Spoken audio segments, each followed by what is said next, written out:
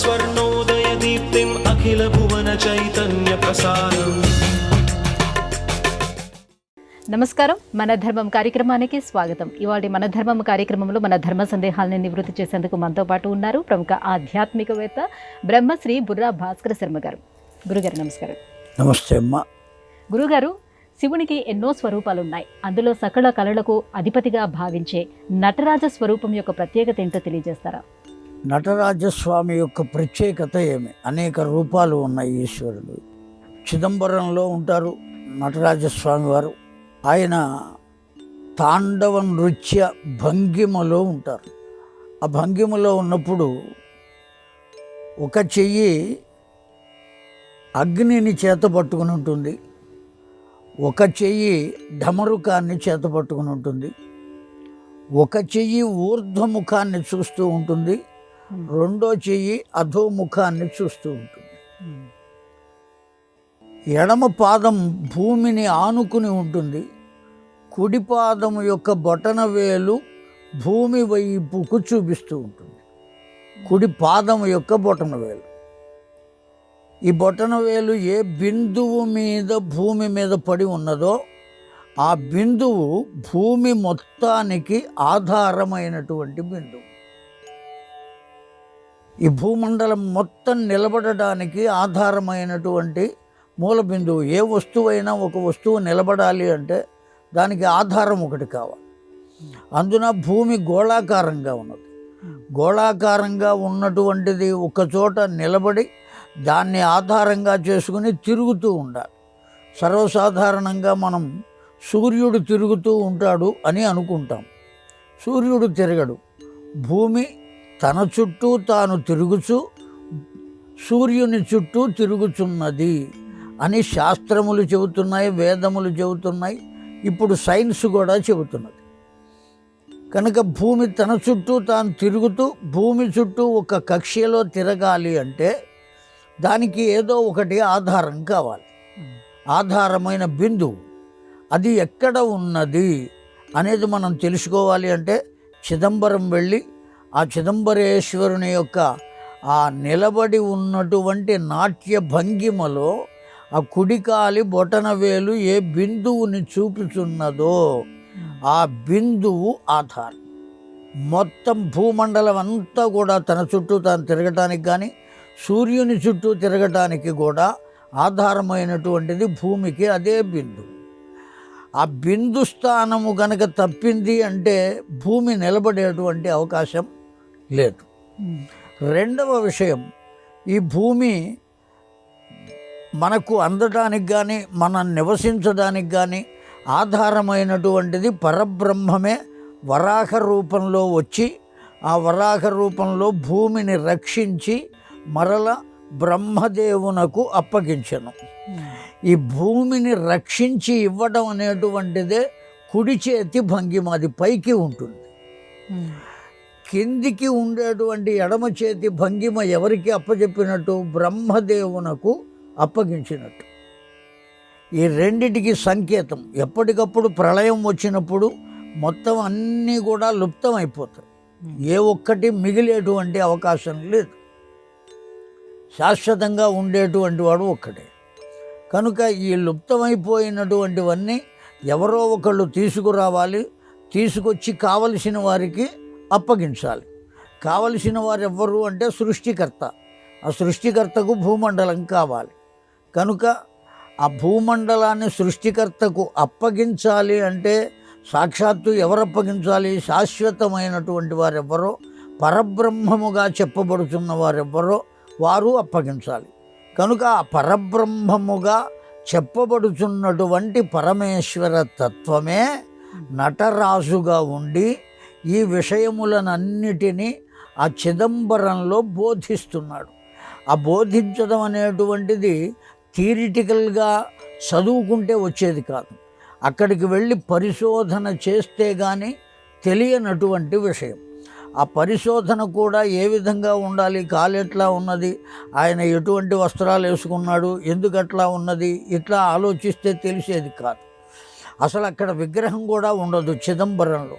కేవలం నటరాజస్వామి అని మనం అనుకుంటాం, కానీ అక్కడ విగ్రహం అనేటువంటిది ఉండదు. దాన్నే చిదంబర రహస్యము అని అంటారు. అక్కడ లోపల ఏ విగ్రహం ఉండదు, ఓ కర్టెన్ వేసి ఉంటుంది. వాళ్ళు మనం చూస్తా ఉన్నప్పుడు అది తీస్తారు, గోడ తప్ప ఏమీ ఉండదు. అదే చిదంబర రహస్యం. ఆ రహస్యమే ఇప్పుడు మనం చెప్పుకున్నాం. ఆ చిదంబర రహస్యం అప్పగించుట అనేటువంటిది దక్షిణ హస్తము యొక్క గుర్తు, స్వీకరించుట అనబడేటువంటిది వామహస్తము యొక్క గుర్తు.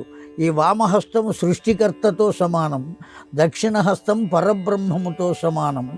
ఇవ్వబడినటువంటి భూమి ఆయన పాదము ద్వారా చూపుతున్నటువంటి మార్గం, ఆ ఆధారం. దీనికి గుర్తే చిదంబరేశ్వరుడైనటువంటి నటరాజస్వామి కళలకన్నిటికీ ఆధారమని మనం భావిస్తున్నాం. లోకాలకన్నిటికీ ఆధారమైన వాడే చిదంబరుడు. గురువుగారు, పెద్దల వద్దకు వెళ్ళేటప్పుడు కానీ దైవం వద్దకు వెళ్ళేటప్పుడు కానీ ఒట్టి చేతులతో వెళ్ళకూడదు అంటారు. మరి ఎటువంటి కానుకలను తీసుకుని వెళ్ళాలి? ఒక్క పెద్దల దగ్గరికి, దైవము వద్దకే కాదు, పెద్దల వద్దకు, గురువుల వద్దకు, దైవము వద్దకు, తల్లిదండ్రుల వద్దకు, పసిపిల్లల వద్దకు, గర్భవతులైన స్త్రీల వద్దకు వెళ్ళేటప్పుడు ఒట్టి చేతులతో వెళ్ళకూడదు. ఏదో ఒకటి తీసుకువెళ్ళి వాళ్ళ చేతుల్లో పెట్టాలి. పసిపిల్లలు దైవంతో సమానం. ఆ కారణం చేత వాళ్లకు ఇచ్చేటువంటి ప్రతి వస్తువు ఎవరికి ఇచ్చినట్టుగా భావింపబడుతుంది అంటే దైవానికి ఇచ్చినట్టుగానే భావింపబడుతుంది. గర్భవతులైనటువంటి స్త్రీలు సృష్టికర్తతో సమానం. ఆ కారణం చేత బ్రహ్మదేవునికే వారికి మనం సమర్పించినట్టు అవుతుంది. గురువులు దైవంతో సమానం. ఆ కారణం చేత గురువులకు ఇచ్చినట్లయితే దైవానికే ఇచ్చినట్లుగా భావింపబడుతుంది. ఇట్లా ఒక్కొక్కళ్ళ దగ్గరికి వెళ్ళేటప్పుడు ఉత్త చేతులతో వెళ్ళకూడదు అని పెద్దలు చెబుతూ ఉంటారు. ఏమిస్తే సరిపోతుంది అనేటువంటిది ప్రశ్న. పత్రం పుష్పం ఫలం తోయం యోమే భక్త్యా ప్రయచ్చతి అని సూత్రం చెప్పింది. పత్రం అంటే 4 ఆకులు తీసుకువెళ్ళి ఇస్తే సరిపోతుంది. పుష్పం 2 పూలు తీసుకువెళ్ళి ఇవ్వటం, ఫలం 2 పళ్ళు తీసుకువెళ్ళి ఇవ్వటం, తోయం అంటే నీరు, ఓ గ్లాసు నీళ్లు తీసుకువెళ్ళి ఇస్తే సరిపోతుంది అనేటువంటి ఆలోచన రావచ్చు మనకు. కానీ ఈ ఆకులు, పళ్ళు, పూలు, నీళ్లు కాదు ఇవ్వవలసింది. పత్రం వంటిదే మన వద్ద ఒకటి ఉన్నది. ఆకు పుట్టినప్పుడు లేతగా ఉంటుంది, మృదువుగా ఉంటుంది, చూడ్డానికి అందంగా ఉంటుంది. కొద్ది కాలం అయితే వంకరలు తిరుగుతుంది, మరికొద్ది కాలం అయితే ఎండిపోతుంది, ఇంకా కొద్ది కాలం అయితే రాలిపోతుంది. అటువంటిది మన వద్ద ఉన్నది శరీరం. పుట్టినప్పుడు చాలా అందంగా ఉంటాడు వాడు, అందరికీ ముద్దొస్తాడు. కాస్త పెరిగితే అనేక రకాలైన వంకరలు తిరుగుతూ ఉంటాడు, మనం చూస్తున్నాం వీధుల వెంట. కొద్ది కాలం అయితే వార్ధక్యం వస్తుంది, మరికొంతకాలం అయితే రాలిపోతాడు. కనుక ఈ దేహమే పత్రంతో సమానం. పుష్పం, హృదయము అనేటువంటి పుష్పం వాళ్ళకు అర్పించవలసింది. హృదయంతో పలకరించాలి ఆ పసిపిల్లల్ని కానీ, గర్భిణీ స్త్రీలను కానీ, పెద్దలను కానీ, గురువులను కానీ, తల్లిదండ్రులను కానీ. ఎలా పలకరించాలి అంటే యాంత్రికంగా కాకుండా హృదయంతో పలకరించాలి. అదే పుష్పం. ఫలం, ఫలం అంటే ఇన్ని పళ్ళు తీసుకెళ్ళి ఇచ్చినంత మాత్రం చేత కాదు, మనం చేసిన కర్మ యొక్క ఫలాన్ని సమర్పించడం. ఏది చేసినప్పటికీ, ఏ క్రతువు చేసినా దాని ఫలితాన్ని ఎవరికి సమర్పించాలి అంటే వాళ్లకు సమర్పించాలి. పెద్దలకు, లేదా తల్లిదండ్రులకు, లేదా గురువులకు, పసిపిల్లలకు, గర్భవతులైన స్త్రీలకు వాళ్లకు సమర్పించాలి. అప్పుడు వాళ్లకు క్షేమం కలుగుతుంది మనం చేసిన కర్మ ఫలాలు కనుక సమర్పించినట్లయితే. తోయం, ఆ భగవంతుని పేరు విన్నంత మాత్రం చేత, లేదు పెద్దవాళ్ళైనటువంటి తల్లిదండ్రులను చూచినంత మాత్రం చేత, పసిపిల్లలను, గుడ్డు అటువంటి వాళ్ళని చూసినంత మాత్రం చేత మన హృదయం ద్రవించి ఆ ద్రవము కంటి నుండి బయటకు రావాలి. దాన్నే తోయము అని అంటారు. కనుక పత్రం, పుష్పం, ఫలం, తోయం అంటే మన నుండి సమర్పించేవే తప్ప 4 ఆకులు కొమ్మ నుంచి దూసుకొచ్చి ఇస్తే సరిపోతుంది. అది కాదు పత్రం. కనుక వాటిల్ని సమర్పించాలి. సమర్పించినట్లే ఇవన్నీ కూడా మనం మనస్ఫూర్తిగా చేసేవి. అలా వాళ్లకు సమర్పించాలి అని పెద్దల మాట. గురుగారు, ఆలయ దర్శనం చేసుకునేటప్పుడు ప్రధాన గోపురానికి ఉన్నటువంటి ద్వారానికి నమస్కరిస్తారు. అవును. అందులో ఉన్నటువంటి ఆంతర్యం ఏమిటి? ఈ మధ్య చాలా అలవాట్లు వస్తున్నాయి. ప్రత్యేకించి ఆ ద్వారానికి నమస్కారం చేసుకోవలసినటువంటి ఆవశ్యకత ఉన్నదని, ఆ ద్వారం దగ్గర నమస్కారం చేసి కానీ లోపలికి వెళ్ళరాదు అని కానీ ఎక్కడా లేదు, శాస్త్రంలో చెప్పబడలేదు. అనేక రకాలైన నమస్కారాలు కూడా ఊరికే వేలిట పెట్టుకుని ముద్దు పెట్టుకునేటువంటి సంస్కారం కూడా లోకంలో ఇప్పుడు కనపడుతోంది. 2 చేతులెత్తి కనీసం నమస్కరించేటువంటి విధానం కనపడటం లేదు. కనుక ఇవన్నీ కొత్తగా చేరినటువంటి అనాచారములు. కాకపోతే ఒక్కటి మాత్రం ధర్మం చెప్పబడి ఉన్నది. దేవాలయంలోకి వెళ్ళబోయే ముందు ప్రధాన ద్వారము వద్ద నుంచి ఎన్ని ద్వారాలు దాటినా ఆ ద్వారములను తొక్కకుండా లోపలికి వెళ్ళాలి. ఆ ద్వారం మీద అడుగు వేసి వెళ్ళకూడదు. సాక్షాత్తు ఆ ద్వారం గుమ్మం, మన ఇంట్లో ఉన్న ద్వారం కూడా దేంతో సమానము అంటే లక్ష్మీదేవితో సమానం. కనీసం వారానికి ఒక్కసారైనా పసుపు రాసి కుంకుమ బొట్లు పెట్టి ఆరాధన చేసేటువంటి సంప్రదాయం భారతీయ సనాతన ధర్మంలో ఉన్నది అనాది కాలం నుంచి. కనుక దేవాలయం యొక్క గుమ్మాన్ని కూడా తొక్కరాదు, తొక్కకుండా ముందుకు వెళ్ళాలి. సాక్షాత్తు లక్ష్మీదేవితో సమానం కనుక అందున భగవద్ దర్శనానికి మనకు తెరువబడినటువంటి ద్వారం, ఆ దర్శనం చేసుకునే అవకాశాన్ని కల్పిస్తున్నది. మూసివేయబడి ఉన్నట్లయితే మనం చూడగలుగుతామా? చూడలేం కదా. కనుక ఆ ద్వారానికి నమస్కారం చేసుకోవడం అనేటువంటిది శాస్త్రధర్మం కాదు. వాళ్ళ భక్తి విశేషాల చేత ఆ ద్వారానికి నమస్కారం చేసుకుంటున్నారు. తొక్కకూడదు అని మాత్రం శాస్త్రవచనం ఉన్నది. గురువుగారు, గర్భస్థ శిశువుకి మేలు కలగాలి అని అంటే ఆ గర్భిణీ స్త్రీ మంచి ఆలోచన చేయాలి, మంచి మాటల్ని వినాలి అని ప్రస్తుత వైద్యశాస్త్రం చెప్తుంది. కానీ మన సనాతన ధర్మం ఈ విషయంలో ఎటువంటి అంశాలను మనకు తెలియజేసింది? చాలా చక్కని ప్రశ్న వేశారు. సనాతన ధర్మం ఇప్పుడు ఆధునిక వైద్యం చెప్పేటువంటి మాటను ఏనాడో చెప్పింది. భారత భాగవతాల్లో ఉన్నది అని వేదములలో చెప్పబడింది, ఉపనిషత్తులలో చెప్పబడింది, అనేకములైనటువంటి శృతులు, స్మృతులు, పురాణములు అన్నీ చెప్పినాయి. గర్భవతులైనటువంటి స్త్రీలు మంచి మాటలు వినాలి, మంచి చరిత్రలు వినాలి, మంచి పాటలు వినాలి, మంచి దృశ్యములను చూడాలి. దీనికి కారణమేమి అంటే గర్భస్థమైనటువంటి శిశువుకి బయట జరిగేటువంటివన్నీ కూడా తెలుస్తాయి, వినపడతాయి. మనం చెప్పేటువంటి మాటలు వినపడతాయి కానీ అతడి దుఃఖం కానీ, అతడి మాటలు కానీ, అతడి పరిస్థితులు కానీ మనకు తెలియవు.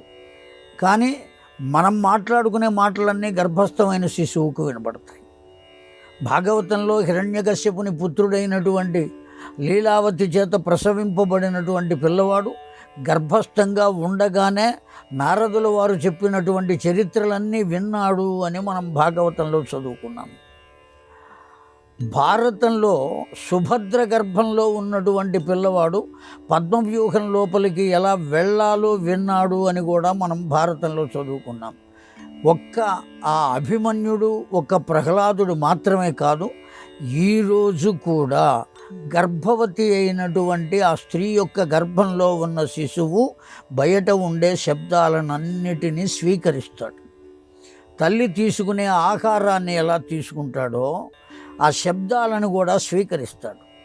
అపశబ్దాలు కనుక వచ్చినట్లయితే ఆ పిల్లవాడు పుడుతూనే పనికిరాని స్థితిలో పుడతాడు. ఆ అనాలోచనలు కలుగుతాయి, తీవ్రమైనటువంటి ఆలోచనలు కలుగుతాయి, తీవ్రమైన కర్మలు చేస్తూ ఉంటాడు. రాబోయేటువంటి తరం మంచిది కావాలి అంటే వాళ్ళు ఏం చేయాలి? భాగవతాన్ని వినాలి, రామాయణాన్ని వినాలి, భారతాన్ని వినాలి. భారతం అన్నీ యుద్ధాలే కదండి అంటే యుద్ధం ఒక్క కురుక్షేత్రంలోనే జరిగింది, అంతకుముందు జరగలేదు. చాలా దివ్యమైన అనుశాసనిక పర్వం, ఇవన్నీ కూడా చాలా గొప్ప పర్వాలు ఉన్నాయి భారతంలో. కనుక భారతాన్ని పారాయణ చేయాలి. లేదు మంచి చక్కని కర్ణాటక సంగీతం వినాలి. అట్లా కనుక విన్నట్లయితే ఆ పిల్లవాడి యొక్క ఆలోచనలు, నాడీ మండలం ఇవన్నీ కూడా దానికి అనుకూలమైన స్థితిలో ఉంటుంది. వాడు భూమి మీద పడిన తర్వాత మంచివాడుగా కీర్తిని పొందుతాడు, సదాలోచనలు కలిగి ఉంటాయి అనేటువంటి ఉద్దేశంతోనే పెద్దవాళ్ళు ఆ మాట చెప్పారు. గురుగారు, విశ్వామిత్ర సృష్టి అంటే ఏమిటి? సృష్టికి ప్రతి సృష్టి చేయగలిగినటువంటి ఆ శక్తి విశ్వామిత్రుడికి ఎలా వచ్చింది? ఎలా వచ్చింది అంటే సాధన వల్ల ఏదైనా సమకూరుతుంది. సాధనమున పనులు సమకూరు ధరలోన విశ్వదాభిరామ వినురవేమ. వశిష్ఠునికి విశ్వామిత్రునికి ఒకానొక నాడు ఒక సందర్భంలో స్పర్ధ కలిగింది. ఆ స్పర్ధ కలిగిన కారణం చేత, ఏమిటా స్పర్ధ?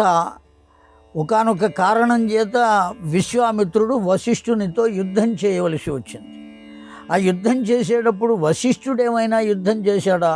కేవలం ధ్యాననిష్ఠుడై కూర్చున్నాడు, ముందు దండాన్ని ఉంచాడు. విశ్వామిత్రుడు ఎన్ని అస్త్రములు వేసినా, ఎన్ని శస్త్రములు వేసినా అవన్నీ ఆ దండము వరకు వెళ్ళి కింద పడిపోవచ్చున్నవి, కానీ వశిష్ఠుని దాకా వెళ్ళటం లేదు. సామాన్యమైన ఒక బ్రాహ్మణునకు, తాపసికి ఇంత శక్తి ఉంటుందా అనే ఆలోచన కలిగింది విశ్వామిత్రుడికి. తాను కూడా ఈ రాజ్యాన్ని వదిలిపెట్టి వశిష్ఠుని వలె బ్రహ్మర్షి కావాలి అనే ఆలోచన కలిగింది. దానికోసం తపస్సు మొదలుపెట్టాడు. ఆ తపస్సు చేత అంత శక్తి కలిగింది. సృష్టికి ప్రతి సృష్టి చేశాడు. త్రిశంకువు అనబడేటువంటి ఒకానొక శాపగ్రస్తుడు చండాలుడుగా ఉండి, నేను తరించి స్వర్గానికి వెళ్ళాలయ్యా అని వశిష్ఠుణ్ణి అడిగాడు.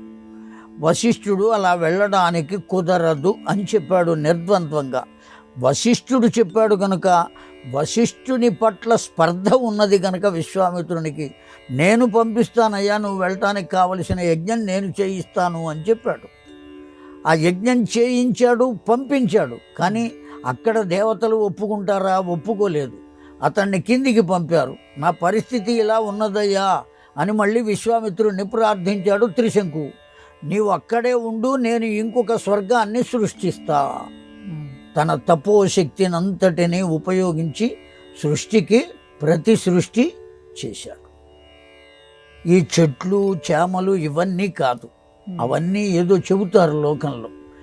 ఒక్క స్వర్గమునే సృష్టించాడు. ఆ స్వర్గానికి అతడు వెళ్ళాలి కనుక అతను ఎక్కడ ఉన్నాడో అక్కడ సృష్టించాడు స్వర్గాన్ని. అంతే జరిగింది. అంతే తప్ప కొబ్బరి చెట్టు బదులు తాటి చెట్టు సృష్టించాడు, పచ్చిమిరపకాయలకు బదులు మిరియాలు సృష్టించాడు.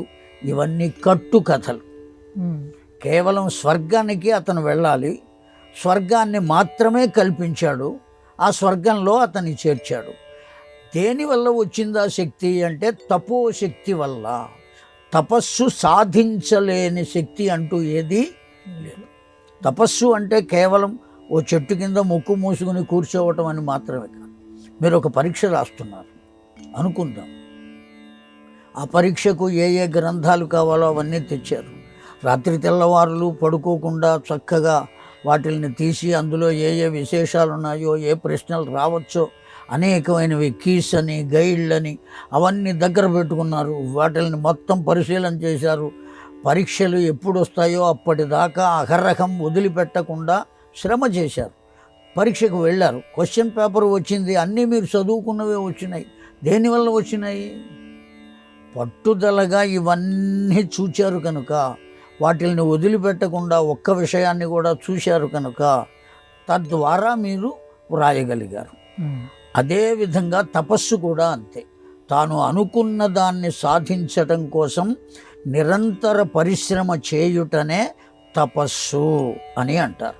ఆ తపస్సు చేత అనేక రకాలైనటువంటి శక్తులు కలుగుతాయి. సాధారణమైనటువంటి మానవుడే యోగ సాధన చేస్తే ఆధార చక్రం దగ్గర నుంచి 3 చక్రాలు దాటేటప్పటికీ అణిమ, మహిమ, లఘిమ, గరిమ, ఈశిత్వ, వశిత్వ, ప్రాకామ్య, ఇచ్ఛాకామ్య అనేటువంటి 8 సిద్ధులు కలుగుతాయి. సాధారణమైన మానవుడే ధ్యాననిష్ఠుడై 3 చక్రాలను దాటేటప్పటికీ ఇవన్నీ సాధిస్తున్నాడు కదా. బ్రహ్మర్షి అవ్వడానికి కావలసినటువంటి తపస్సు చేసినటువంటి వాడికి సాధ్యం కాకపోతుందనేటువంటిది లేదు. కనుక తప్పక చేయగలుగుతాడు, చేశాడు. గురుగారు, స్తుతులలో మంత్రపుష్పం యొక్క ప్రత్యేకత ఏమిటి? మంత్రపుష్పం అంటే ఏంటి? వేదములలో శృతులు అంటే వేదములు విని చెప్పబడినటువంటివి కనుక శృతులు. శృతము అంటే వినడం. ఋషులందరూ కూడా విశ్వాంతరాళములో నుండి వచ్చినటువంటి శబ్దములను మంత్రములుగా దర్శించారు. వాళ్ళు ఆ మంత్రాలనే వేదములుగా మనకు అందించారు. అయితే దీంట్లో మంత్రపుష్పానికి ఉన్నటువంటి ప్రత్యేకత ఏమిటి అనేదే కదా ప్రశ్న. సర్వసాధారణంగా భగవంతుని అర్చించడానికి మనం ఆ పూలని ఈ పూలని ఏవో తీసుకొస్తూ ఉంటాం. ఆ పూల చెట్లు ఉన్న వాళ్ళ దగ్గరకు వెళ్ళి వాళ్ళతో చెప్పకుండా కూడా కోసుకొస్తూ ఉంటాం. దాన్ని ఏమంటారంటే పుష్పచౌర్యము అని అంటారు. అది దొంగతనంతో సమానం. ఆ చెట్టు ఎవరిదై ఉన్నదో వాళ్ళతో చెప్పకుండా పూలు తెచ్చుకుంటే ఆ పూలతో అర్చన చేస్తే భగవంతుడేమీ వీళ్లను కరుణించడు. అసలు భగవంతుడికి ఈ చామంతి పూలు, ఈ మల్లె పూలు, ఈ కనకాంబరం పూలు ఇవేవి అక్కర్లేదు. రెండో విషయం, మీరు ఎక్కడి నుంచి తెచ్చినా ఆ పూలన్నీ ఎవరివి? బాక్యంగా మనకు పలానా వాళ్ళ ఇంట్లోవి అని అనిపిస్తుంది. కానీ వాస్తవానికి అవన్నీ ఎవరి సొత్తు అంటే భగవంతుని సొత్తు. వాడి సొత్తు వాడికే ఇచ్చి నీవు తృప్తి పడవయ్యా, నా కోరిక తీర్చు అని అంటే ఎంతవరకు న్యాయం? వాళ్ళ వస్తువుని వాళ్ళకే ఇచ్చి నేను ఇచ్చాను అని చెప్పుకోవటం ఎంతవరకు ధర్మం? అందుకోసమని భగవంతునకు 2 కుసుమాలు ప్రత్యేకించి ఇవ్వాలి. ఏమిటి ఆ 2 కుసుమాలు? ద్వయోరేవ ప్రకృత్యా అని వేదం చెబుతున్నది. ఆ 2 కుసుమాలు ఏవయ్యా అంటే, ఒకటి హృదయము అనే పుండరీకము, హృత్పుష్పము అని అంటారు, దాన్ని సమర్పించాలి. రెండవది ఏదయ్యా అంటే మంత్రమును సమర్పించాలి. మననాత్ త్రాయతి ఇది మంత్ర. చెయ్యగా చెయ్యగా చెయ్యగా చెయ్యగా మనలను రక్షించేటువంటిది కనుక మంత్రము అన్నారు. ఆ మంత్రమునే ఒక కుసుమముగా భావించి ఆ మంత్రంతో భగవంతుణ్ణి అర్చించడం అనేది మంత్ర పుష్పము అని చెప్పారు. కనుక మనకు ఈ పూలు దొరికినా దొరక్కపోయినా, ఆ పూలు తేబడినటువంటివి సక్రమంగా తెచ్చామా అక్రమంగా తెచ్చామా, ఆ పూలల్లో ఏదైనా తేడా ఉన్నదా, ఇవన్నీ కూడా తీసివేసి హాయిగా భగవంతుని ఆరాధించుకోవడానికి ఆధారమైనది ఏదయ్యా అంటే, పూజ అంతా అయిపోయిన తర్వాత చిట్ట చివరికి మంత్రపుష్పం అనేటువంటిది సమర్పిస్తాం. ఆ మంత్రపుష్పం మంత్రములతో పూతమైనటువంటి కుసుమములే మంత్రపుష్పము. అవి ఉత్త మంత్రాలు కాదు, పూల వంటి మంత్రములు. ఆ పూలు ఎట్లా సుగంధాన్ని ఇస్తాయో ఈ మంత్రములు కూడా అంత ఫలితాన్ని ఇస్తాయి. ఆ సుగంధం మనకు ఎంత ఆనందాన్ని ఇస్తుందో ఆ ఫలితం కూడా మనకు అంత ఆనందాన్ని ఇస్తుంది. ఆ కారణం చేతనే ఆయా మంత్రములను మంత్రపుష్పము అని పిలుస్తారు. కనుక పూజ అయిన తర్వాత మనకు మంత్రపుష్పం రాకపోతే కనీసం పుస్తకం చూసైనా చదవాలి. కానీ నాకు రాలేదు కదా అని ఊరికే 4 అక్షతలు అక్కడ వేసి మంత్రపుష్పం సమర్పయామి అంటే మాత్రం భగవంతుడు అంగీకరించడం. ఖచ్చితంగా అది అధ్యయనం చేసి మంత్రపుష్పం ఈ పూల కన్నా ఆ పువ్వే శ్రేష్టమైనది, తప్పక భగవంతునకు సమర్పించవలసినది. గురుగారు, ఉద్వాహం, పెళ్ళి, పరిణయం, కళ్యాణం, పాణిగ్రహణం, ఇలా వివాహానికి ఇన్ని పేర్లున్నాయి. వీటిలో ఉన్నటువంటి ఆంతర్యం ఏంటో తెలియజేస్తారా? ఉద్వాహము అనేటువంటి పదం అంటే ఇద్దరు కలిసి ఒకరుగా జీవితాన్ని వహించుట. ఉద్వాహము. ఉత్ అంటే గొప్పగా, ఇతపూర్వం ఉన్నదానికన్నా గొప్పగా జీవించడం. బ్రహ్మచారిణిగా ఆడపిల్ల ఉన్నా, బ్రహ్మచారిగా మగపిల్లవాడు ఉన్నా అతడికి ఏ బాధ్యతలు ఉండవు. ఎప్పుడైతే వివాహం జరుగుతుందో ఆ వివాహం జరిగినప్పుడు దానికి బాధ్యత, పిల్లకు బాధ్యత ఏర్పడుతుంది, పిల్లవాడికి బాధ్యత ఏర్పడుతుంది. ఆ చేసి పొందేటువంటి బాధ్యతలను, ఆచరింపబడేటువంటి బాధ్యతలను ఉన్నతమైనటువంటి స్థితిలో. కేవలం ఇవాల్టి రోజున పెళ్ళి అంటే అవసరం కొరకు పెళ్ళి. ఆ అవసరం ఏ అవసరమైనా కావచ్చు, సంపాదన ధనంతో అవసరం కావచ్చు, ఇంకా ఏ అవసరమైనా కావచ్చు, ఏది ఏమైనప్పటికీ కూడా అలా కాకుండా కేవలం క్షణికమైనటువంటి భావములతో కాక దీర్ఘకాలికమైనటువంటి భావనతో బ్రతకటాన్నే ఇద్దరు, ఒక పురుషుడు ఒక స్త్రీ కలిసి ఒకే చోట ఆనందమయమైనటువంటి జీవితాన్ని, సుఖమయమైన జీవితం కాదు, సుఖమయం వేరు ఆనందమయం వేరు, దాన్ని ఉద్వాహము అని అంటారు. సుఖం వచ్చిపోతుంది, ఆనందం శాశ్వతంగా ఉంటుంది. అందువల్ల శాశ్వతంగా ఉండే సుఖాన్ని పొందటమే ఉద్వాహము. ఎవరి ద్వారా పొందాలి? పురుషుని ద్వారా స్త్రీ పొందాలి, స్త్రీ ద్వారా పురుషుడు పొందాలి. ఆ కారణం చేతనే వాళ్ళకు ఏం చేస్తారు అంటే, ఆ ఆడపిల్లకు అక్కడ పుట్టిన అక్కడ పెరిగిన ఆ గోత్రము ఆ ఇంటి పేరు మార్చేసి ఈ ఇంటి పేరు పెడతారు. దేనికోసం పెడతారు అంటే వీళ్ళిద్దరూ ఒక్కటి అని చెప్పడం కోసమే. ఆ ఇంటి పేరు ఉంటే వచ్చే నష్టం లేదు, వాళ్ళిద్దరూ ఒక్కటిగా ఉన్నప్పుడు మాత్రమే అది ఉద్వాహము అవుతుంది. పెళ్ళి అనే పదం లేదు, పెండ్లి అనే పదం ఉన్నది. పెండ్లి అనే పదం ఒప్పందము లేకుండా జీవనాన్ని గడపటాన్ని పెండ్లి అంటారు. మనస్ఫూర్తిగా జీవించేటువంటి దాన్ని పెండ్లి అంటారు. పరిణయము అన్న ఈ పెండ్లి పరిణయము రెండు ఒకటే. పెండ్లి అనేది తెలుగు పదం, పరిణయం అనేది సంస్కృత పదం. కనుక ఈ మొత్తం ఒక్కటే, ఒక పాణిగ్రహణం మాత్రం వేరు దీంట్లో. గురుగారు, ఇవాళ మన ధర్మం కార్యక్రమంలో మాకు వచ్చినటువంటి ఈ సందేహాలన్నీ కూడా నివృత్తి చేసినందుకు ధన్యవాదాలండి. శ్రీమాత్రే నమః. ఇది ఇవాటి మన ధర్మం కార్యక్రమం. రేపు మన ధర్మం కార్యక్రమంలో మళ్ళీ కలుసుకుందాం. నమస్కారం. ఈ కార్యక్రమాన్ని తిరిగి చూడాలనుకుంటే www.youtube.com/ETV Life Spiritual లో చూడవచ్చు.